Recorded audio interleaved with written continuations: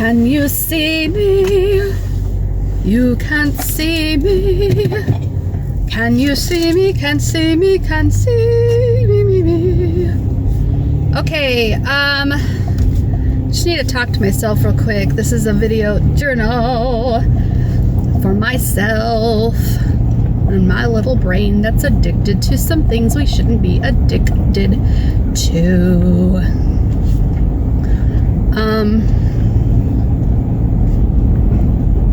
Hi. You just saw me for a second. It's dark, huh? So I'm driving home from my mom's house. Today is March 10th, 2021. Oh my gosh.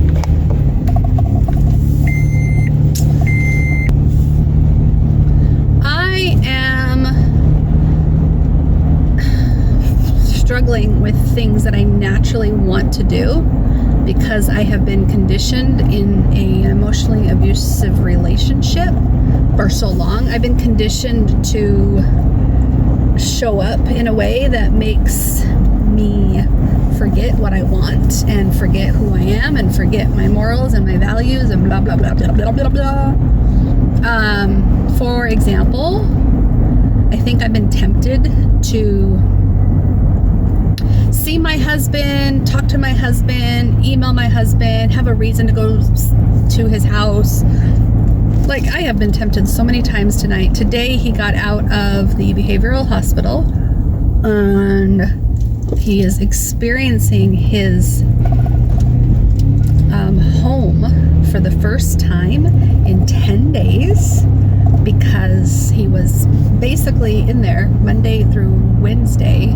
Monday, Tuesday, Wednesday, Thursday, Friday, Saturday, Sunday, Monday, Tuesday, Wednesday. Yeah. So 10 days and 9 nights. He really said it was traumatizing, and I can only imagine. I've heard of those places being traumatizing. Of course, I can't speak from experience. Thank goodness. Thank goodness. I've actually wanted to go to rehab, or what do you call it? I've wanted to go to a mental health facility several times when I was suicidal because I didn't like the thoughts I was thinking and I couldn't get the thoughts out of my head. Only recently did I actually start coming up with plans on how I was going to commit suicide, and that freaked me out. So I didn't always have a plan. I just had thoughts that I didn't like about suicide. And then once I started coming up with the plan in the most recent 2 months, that's when I knew that if I didn't figure this out sooner or later, I would be even further down the hole than I am right now. I mean, that's what I said at the time, right? Now that I'm out and now that I'm in my own place and I'm using all these other coping strategies around me to keep me grounded, I'm not out of the woods yet, guys. I'm actually quite scared of the transition of going from being conditioned, emotionally abused daily and not thinking for myself, but thinking and living for somebody else. Now I have to completely do it on my own. I wish you could see me. I'm sorry. Is this better if I turn this on? Not really. I need like a backlight or something. Anyways, not a backlight, a front light. It's gonna cut out. Okay, so basically my life as a abused woman, I really have to say it like that. When I first met him, I got so much validation and so, hello, you can see me now. I got so much validation and so much approval for appeasing him that it was addicting. It was addicting. And being someone who was neglected in her first marriage, yes, in my first marriage, I was married to my high school sweetheart who was sick and tired of me telling him who to be all the time. I was the one that wore the pants. I was the one that told him to propose to me. I was the one that told him we should buy this house and you should get this job and, you know, blah, blah, blah, blah. I was just constantly on his ass all the time because he really just wanted to be this single guy who did whatever he wanted at 20 years old. And I was pushing him into all these big adult things that he wasn't ready for. And that's fine. It's fine that he wasn't ready, but it's not cool that I was pushing him. So anyways, he became further and further withdrawn from our marriage as he focused harder on his pot and his video games. And he started standing up to me and telling me, no, you don't love me, screw you. You know, if you want kids so damn badly, go fuck another guy. He said that so many times. And I was like, eventually I just was like, fine, I guess I'm gonna have to find somebody different. You're not the one that wants to be with me. I was feeling victimized by him, he was feeling victimized by me, and it just wasn't working out. I wanted different things for my future than he did, and I was pushing him too much. I was the controlling one in that relationship. I couldn't just accept him for who he was, right? Then I met Jim, and because I played it in my head that I was the victim of that previous marriage. I was neglected. I was starved for attention, blah, blah, blah. Those narratives that I put in my head made me believe that I wasn't worthy of attention. And therefore, when Jim gave me attention, and a little too much attention, I relished in it. And I thought that that's what I was worthy of.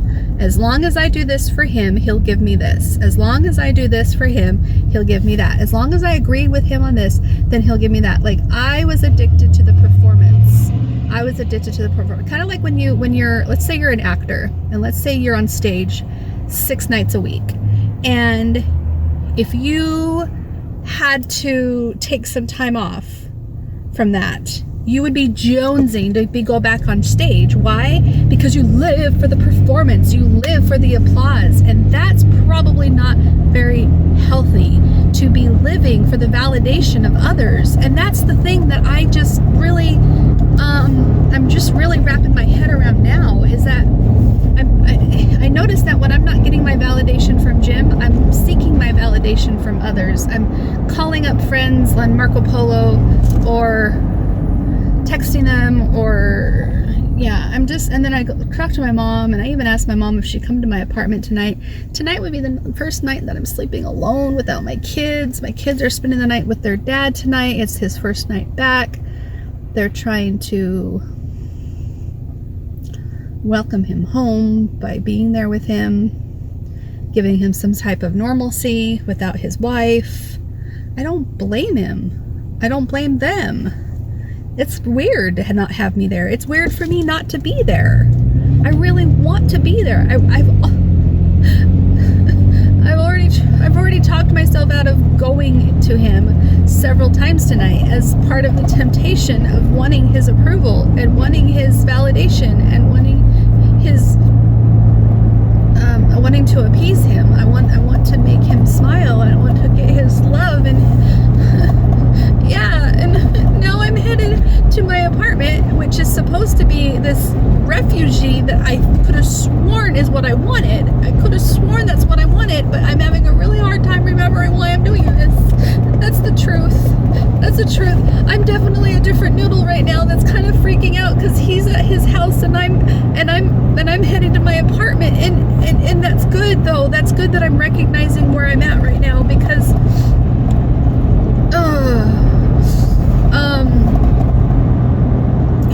I'm definitely more codependent than I think I am. And when he wasn't around, when he was in the hospital, I'm like, oh, thank goodness he's getting the help he needs, and I can get out, and I feel so free, and oh my gosh, this feels so cool. And I knew that as soon as he came home, it was going to be hard. So I was aware this transition was going to be hard. I've talked to my therapist twice this week, and he agrees. Crystal, I want you to be nice to yourself, be kind to yourself, recognize that you're not falling apart because you're depressed or you have a personality disorder or blah, blah, blah. You know, you have been in an environment that was surrounded by him and his approval and his validation for so long, and now you're having to pull away and not feel that way anymore. You're gonna have to do this, and you're gonna need to be gentle on yourself. So please don't think there's something wrong with you, that you're struggling. And you know, he basically set me up to recognize when this moment happens, and it's happening right now because I really, really, really want to just sneak over to his house and crawl into his bed and give him a big hug and welcome him home. Welcome him home. I like making my husband happy. I like making him smile. It gives me joy to feel good when I do that. My mom and I started talking about it, and I compared it to a cocaine addict. I said it would feel so good to go give him a hug right now. You know, I'm just trying to be honest with her. And she says, yeah. And I said, I bet it would feel so good for a cocaine addict to have a snort of cocaine.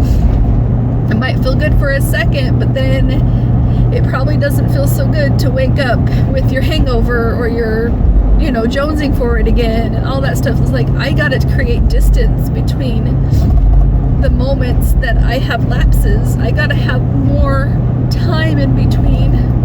Oh God, this is so hard. I want to see him. I want to see him and hold him and touch him. Why? Is it because I love him, or is it because I'm addicted, or maybe it's a little bit of both? I think it's a little bit of both.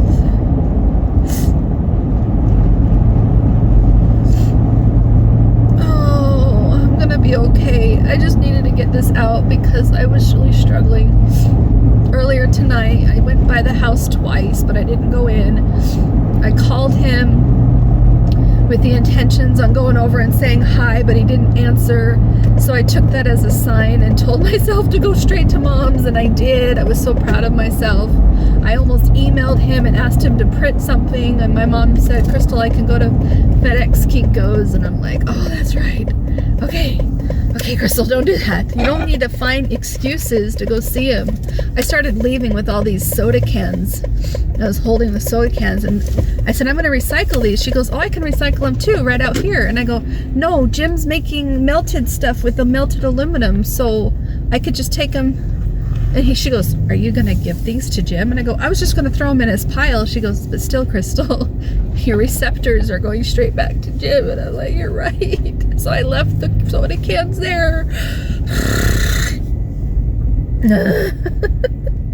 I feel like such a silly girl.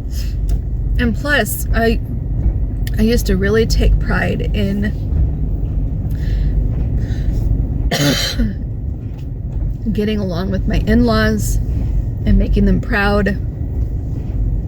And I know they're not happy with me right now, and I don't know what to say to them. I don't know if I should say anything. I think I should stay away from them just as much as I'm staying away from Jim, because getting their approval is addicting also.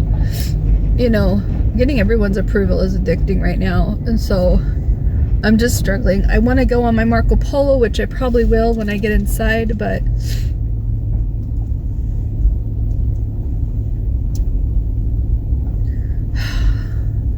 there's absolutely no parking this late at night. I need to remember that.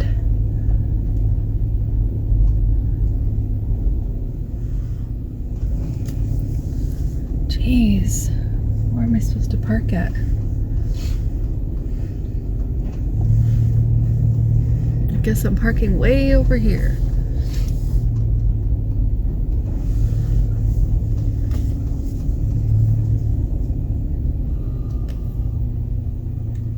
All right, I'm gonna be done talking right now. Look at that, now you got light on me.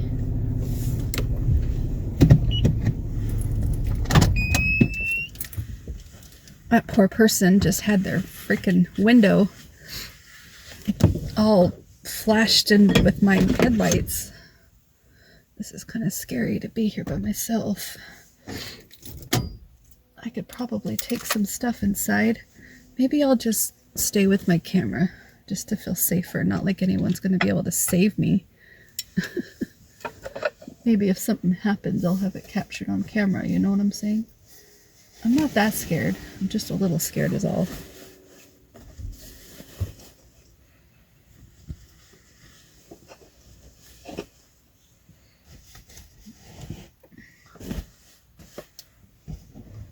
I'm taking clothes that were sitting in the passenger seat I've got other stuff in the passenger seat, but I don't have enough.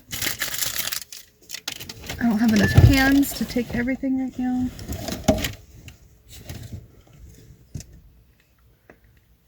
I'll take my mug.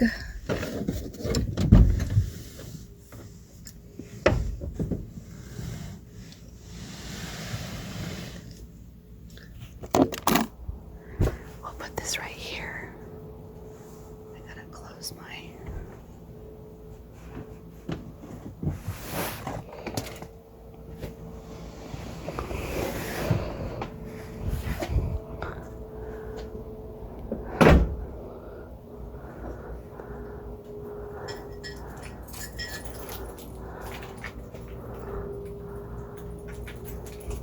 I'm going to lock my car right now.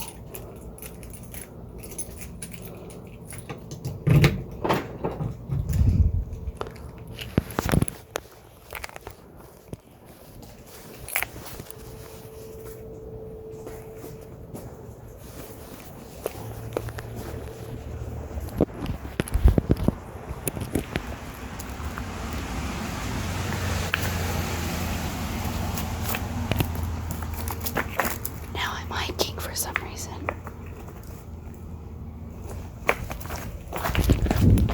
That's not safe.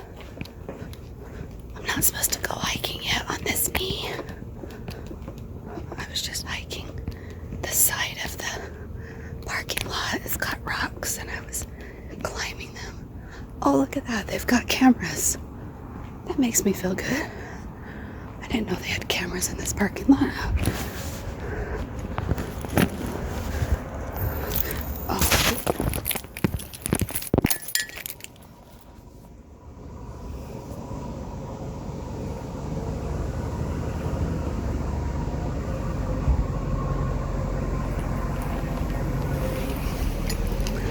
I'm trying to make it a habit to turn off my location every time I come home. I don't want Jim to know which apartment I live in.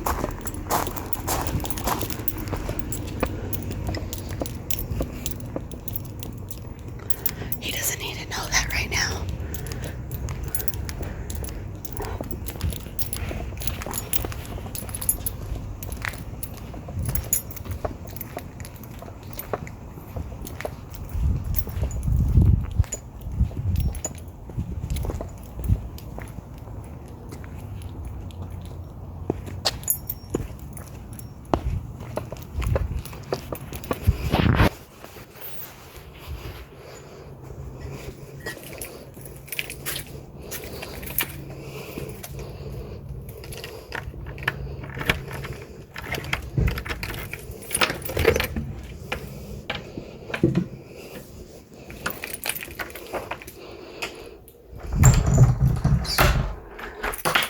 Okay, I'm in and I got the door locked. Everything's fine. Okay, I'll let you go. Talk to you later. Get the light on. Yay. Okay, talk to you later. Thanks for hanging in there with me. I feel safer. Bye.